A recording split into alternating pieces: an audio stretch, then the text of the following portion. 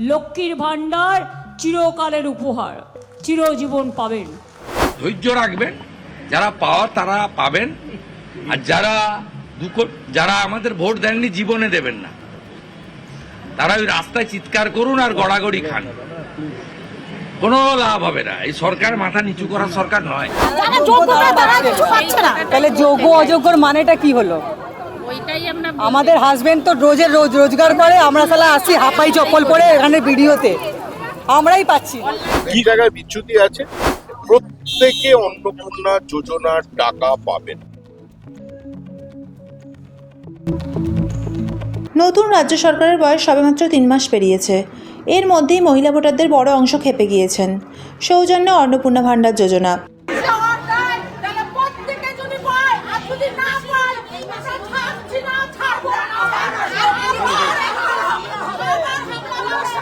বিধানসভা নির্বাচনের আগে বিজেপির পক্ষ থেকে মহিলাদের অন্নপূর্ণা ভান্ডার যোজনায় মাসে 3000 টাকা করে ভাতা দেওয়ার কথা ঘোষণা করা হয়। প্রত্যেকটা মহিলাকে দেওয়া হবে, লিস্ট সরকারের কাছে থাকে, ওই লিস্টের প্রত্যেকটা মহিলাকে পশ্চিমবাংলায় বিজেপির সরকার দিবে, এটা আমাদের সংকল্প। এর আগে তৃণমূল সরকারের লক্ষ্মীর ভান্ডার প্রকল্পে মাসে 1500 টাকা করে পেতেন। মাথায় রাখবেন, লক্ষ্মীর ভান্ডার চিরকালের উপহার, চিরজীবন পাবেন।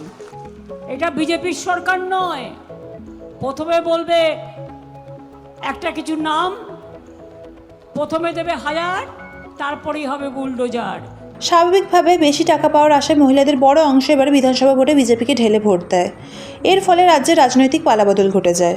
কিন্তু বিজেপির সরকার আসার পর অন্নপূর্ণা যোজনায় নতুন করে শর্ত চাপানো হয়। অনলাইন অথবা অফলাইনে 12 থেকে 13 পাতার ফর্ম জমা নেওয়া হয়, অনেক তথ্য চাওয়া হয়, আর এখানেই গোলমাল শুরু হয়। লক্ষ্মীর ভান্ডার প্রাপকদের বড় অংশ বাদ যায়। নতুন করে ফর্ম জমা দেওয়ার সত্ত্বেও হাজার হাজার মহিলার অ্যাকাউন্টে টাকা না ঢোকায় রাজ্য জুড়ে শুরু হয়েছে রাস্তা অবরোধ, রেল অবরোধ, এমনকি মন্ত্রী ও বিধায়ককে ঘিরে বিক্ষোভ। খবরে প্রকাশ, অনেক মহিলা 1 মাস টাকা পেলেও পরের মাস থেকে বন্ধ হয়ে গেছে। অনেকে আবার এখনও 1 মাসের টাকাও পাননি। এই পরিস্থিতিতে রাজ্য সরকারের গলার কাঁটা হয়ে দাঁড়িয়েছে অন্নপূর্ণা যোজনা। 3 তারিখে অ্যাপ্লাই করেছি, তা বলেছিল যে সামনের মাসে 10 তারিখে দেবে। সামনের মাসে বললো যে 10 তারিখে আপনার মেসেজ ঢুকে যাবে, ঢোকেনি। তাহলে যোগ্য অযোগ্যর মানেটা কি হলো? আমাদের হাজবেন্ড তো রোজ রোজগার করে, আমরা সালা আসি হাফাই চপ্পল পরে এখানে ভিডিওতে, আমরাই পাচ্ছি।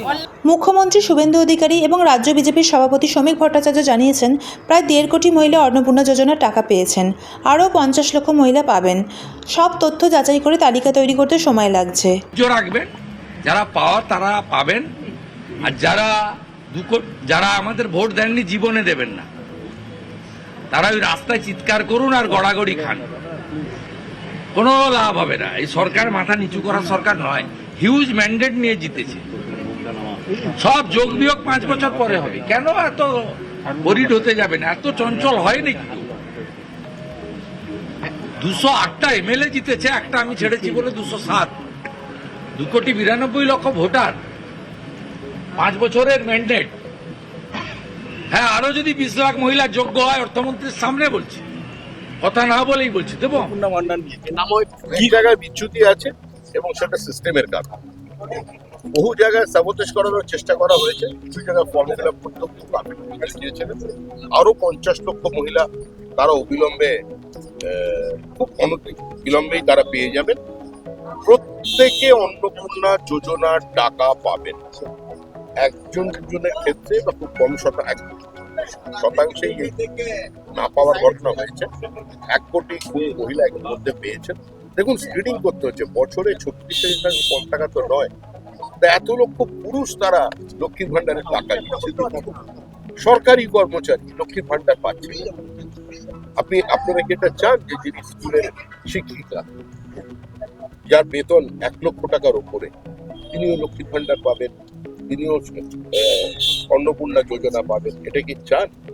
তো সোশ্যাল ওয়েলফেয়ার প্রজেক্ট তৈরি করা হয় মানুষের জন্য, তার জন্য নির্দিষ্ট ব্যবস্থা নেওয়া হয়েছে, এবং যারা পাওয়ার জন্য উপযুক্ত তারা প্রত্যেকে পাবেন। তবে মহিলারা আর অপেক্ষা করতে রাজি নয়। সামনে পুজো, তাই পুজোর কেনাকাটা করতে মহিলারা টাকার জন্য মরিয়া হয়ে উঠেছেন। এখন দেখার পরিস্থিতি কিভাবে সামাল দেয় ডবল ইঞ্জিন সরকার। ফলো করুন পাবলিক মিডিয়া।